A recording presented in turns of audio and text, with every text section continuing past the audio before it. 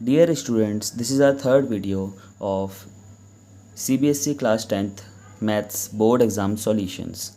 So now in this video I will explain you section C all questions along with their answers. So one by one हम पहले questions को समझ लेते हैं और फिर हम उसके सॉल्यूशंस को देखते हैं. तो 26 question is all about trigonometry. तो ट्रिग्नोमेट्री में तो ऐसा कुछ नहीं है जो मैं आपको रियल लाइफ से कनेक्ट करके बताऊँ. आप एक ट्रैफिक लाइट पे खड़े हुए हो और उसमें सपोज़ करिए 3 ट्रैफिक लाइट सिग्नल हैं. जो ट्रैफिक लाइट्स है 5 सेकंड्स में, देन सेकंड जो है वो 75 सेकंड्स पे रेड लाइट करेगा और थर्ड जो है वो 60 सेकंड्स पे करेगा. तो डेफिनेटली एक ना एक टाइम ऐसा आएगा अगर उन्हें हम कंटिन्यूसली चेंज नहीं करें कि वो तीनों जो सिग्नल्स होंगे वे रेड शो करेंगे. तो ऐसे क्वेश्चंस में जनरली जिसमें ट्रैफिक लाइट्स दे रखे हो या बेल रिंगिंग हो या ऐसा कुछ जो अनलिमिटेड हो, वहाँ हमें एलसीएम फाइंड आउट करना है. अनलिमिटेड मैं क्यों कह रहा हूँ? क्योंकि ट्रैफिक लाइट्स आप बार बार हर रोज़ आप देखेंगे. बट अगर इसी की जगह, इस ट्रैफिक लाइट्स की जगह अगर मैं क्वेश्चन आपको देता कि मेरे पास कुछ सपोज़ करो बहुत सारी बर्फ़ी हैं और मुझे उन्हें ट्रे में अरेंज करना है, तो मेरे पास लिमिटेड बर्फ़ी होंगी. ऐसा नहीं कि बर्फ़ी आती ही जाएंगी continue, I have to arrange in tray. But traffic lights जो हैं, लाइट्स को तो कितनी बार आप बजा सकते हो. सेम विद द बेल को आप कितनी बार ही बजा सकते हो. तो ऐसी चीज़ें जो आप बार बार कर सकते हो जिसकी लिमिटेशन नहीं है, वहाँ पर तो हम एलसीएम निकालेंगे. और ऐसे क्वेश्चन जिनमें लिमिटेशन होगी उसमें हम एचसीएफ निकालेंगे. ये एक सिंपल तरीका होता है समझने का. बाकी बहुत ही ज़्यादा ट्रिकी क्वेश्चन अगर कुछ मिल जाए तो अलग बात है. तो हम चलो स्टार्ट करते हैं इनके सॉल्यूशंस को. तो पहले हम 26 क्वेश्चन को देखते हैं, फिर हम 27 को देखेंगे. Okay, let's start. So in this question you will found that this is A and this is B. Basically we can use an identity A plus B whole square. So I will write A plus B whole square. Again here you will use A plus B whole square, and again you can use here A plus B square. But let's take LHS first. So first of all, before we start, you must know what is A plus B whole square. So A plus B whole square is A square plus 2AB and plus B square. So basically this is an identity. तो ये identity अगर आपको नहीं पता है तो you must know this identity. इसके साथ में एक और आइडेंटिटी होती है बट वो माइनस नंबर के साथ लगेगी. क्या होगी वो identity? A minus B whole square. So how you will write it? A square plus B square and minus 2AB. तो दोनों में डिफरेंस क्या है? सिर्फ प्लस एंड माइनस का. अब देखो ऐसा क्यों बना. ये A किसी भी नंबर का अगर आप स्क्वायर करेंगे तो वो क्या होगा? हमेशा पॉजिटिव होगा.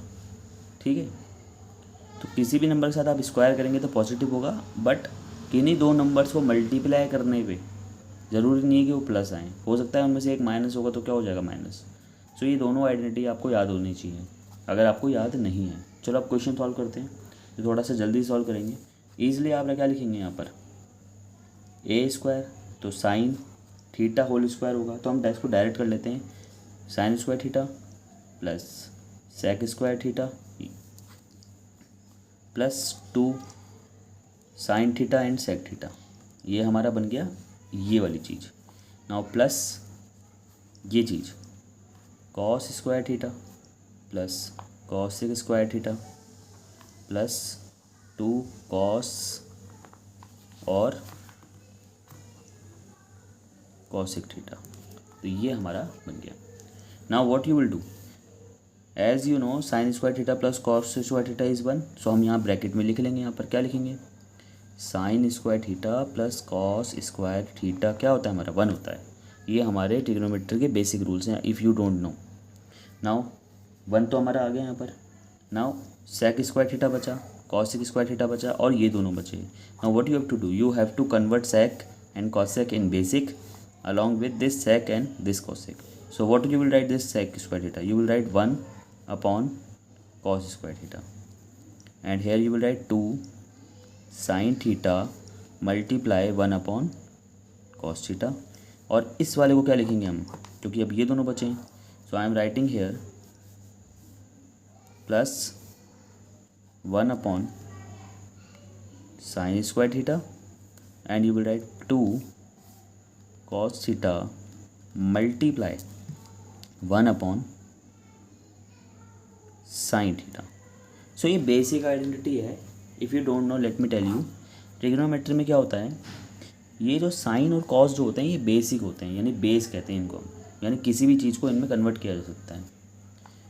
ये जो सेक होता है इसको क्या लिखते हो आप, इस सेक थीटा को आप लिखते हो 1 अपॉन कॉस में, और इस कॉस सेक को आप लिखेंगे 1 अपॉन 1 का हमने 1 लिखा.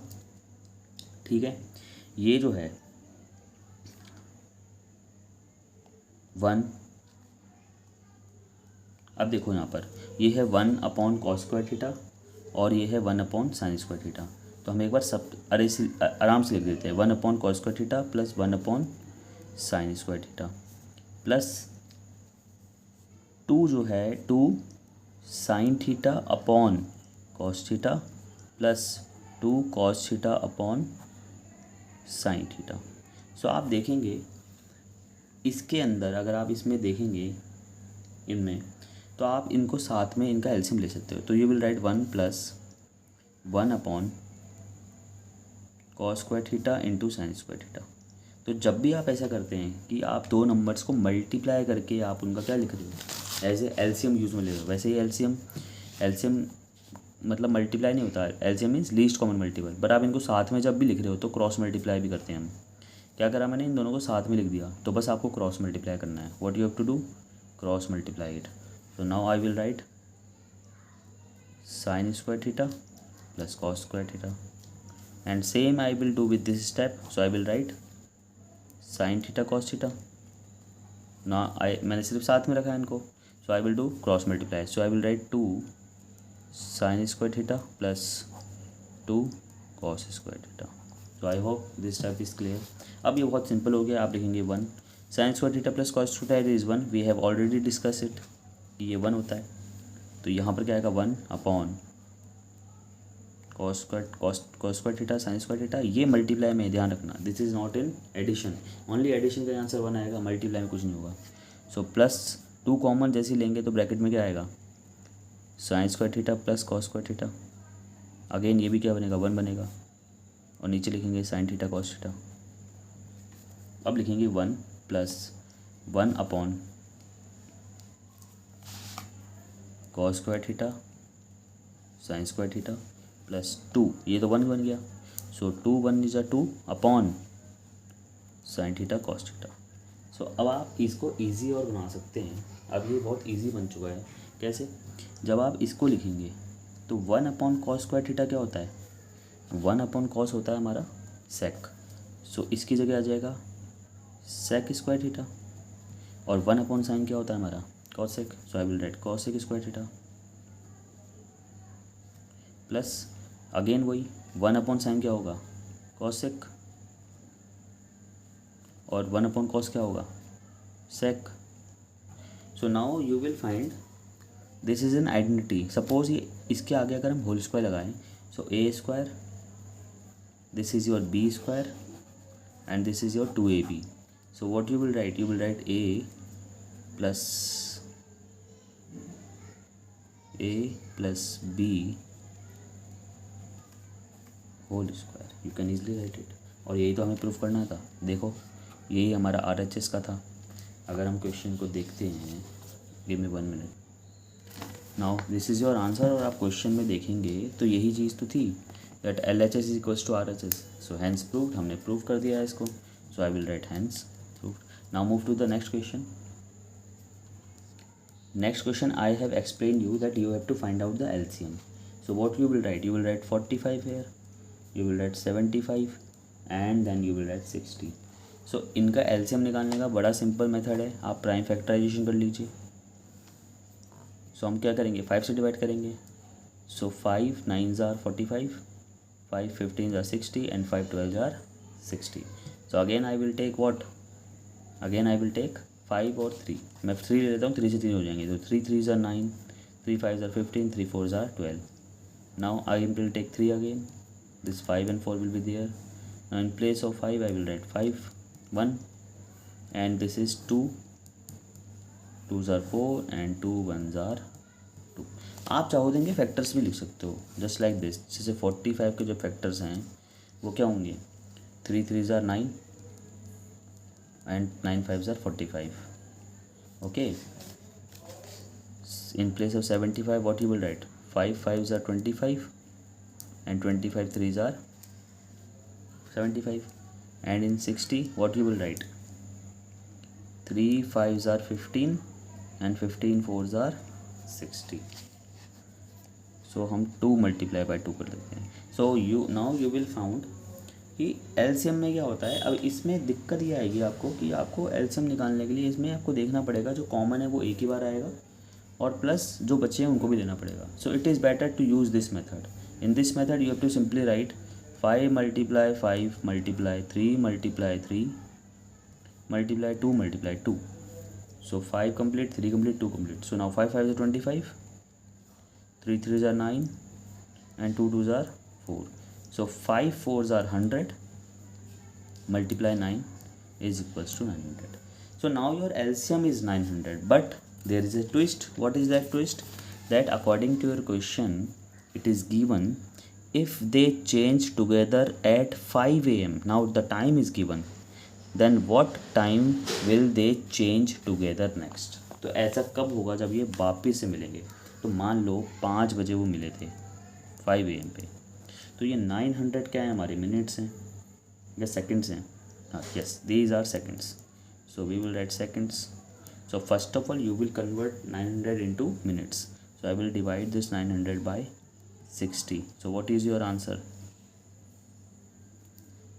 15। it means 15 minutes।